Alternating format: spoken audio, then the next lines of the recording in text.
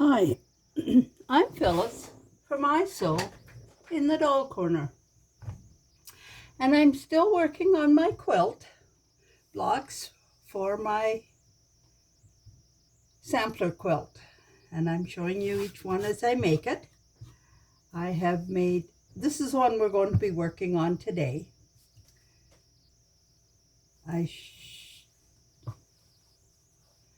showed you how to make a half square triangle, and then this one with the three little pieces in it, and I made the bird nest. Then I showed you a block, the spinning block with half square triangles and just the plain. They're all 9, so far they're all 9 patches, but the one today is a 4 patch. Then I showed you how to make a block with 3 triangles.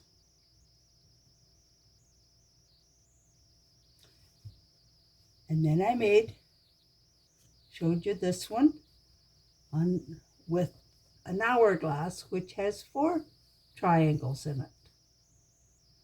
And I made a block with each one of them in it. And then this one is the same one with the hourglass. But when you put them together like this, you don't see those, you don't notice those as much, but you see that have the rectangles. So this is the one we're going to work on today. But before I start, I want to ask you to subscribe to my channel, touch the bell to be notified, and check out my Etsy shop for my doll patterns. There's all kinds of patterns for all sizes of dolls. And I put it on special at Christmas time, and I haven't taken it off, but I'm going to take it off shortly. So if you're thinking about getting it, maybe you should get it soon. And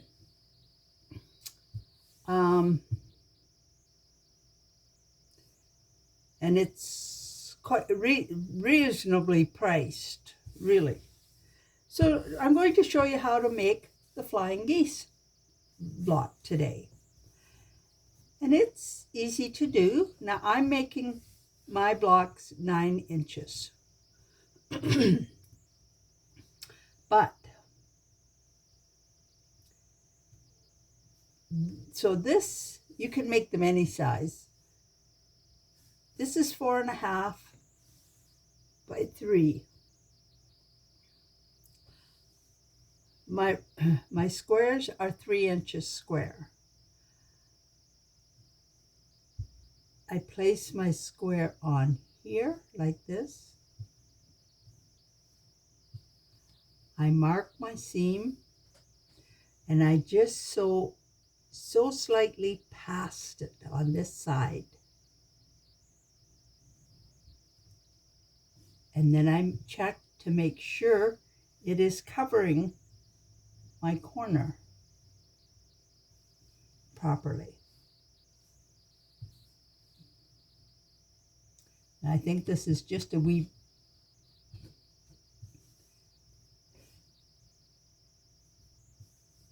make sure it's right where I have it stitched, and then cut this off and press it back.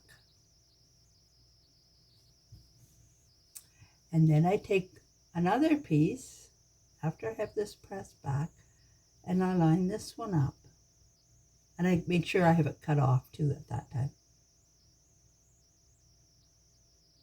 Line it up,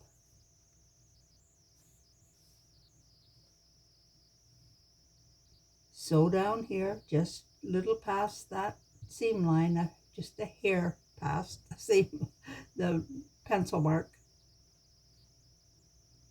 and then fold it back to make sure it's all covering where it's supposed to be. It's not staying in place for me. And then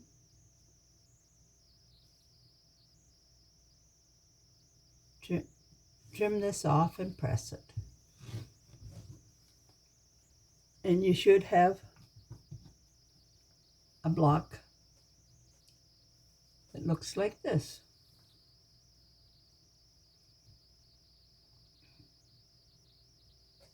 And then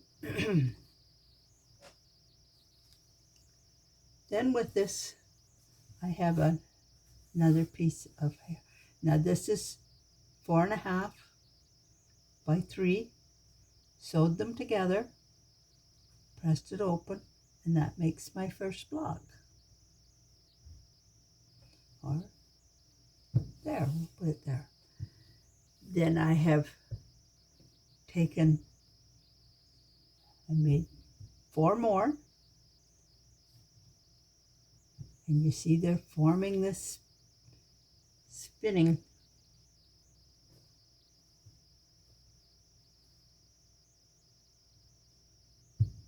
So they're all going in this direction. And that's my block.